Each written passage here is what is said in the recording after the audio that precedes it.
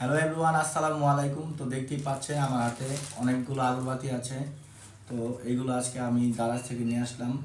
তো দেখেন এখানে কত ধরনের আগরবাতি, কয় রকমের আগরবাতি আমি নিয়েছি। আর এবং কোয়ালিটি, এটার কোয়ালিটি হচ্ছে খুবই সুন্দর এবং গ্রাম হচ্ছে অনেক সুন্দর। সেটা হচ্ছে আপনারা ব্যবহার করলে হয়তো বুঝতে পারবেন। এগুলো সবই আমি দারাজ থেকে অর্ডার করেছি। তো দেখাও এখানে এখানে আছে আছে হচ্ছে আপনার ফ্রেশ মগরা, স্বস্তিক, শালিমার 7 in 1।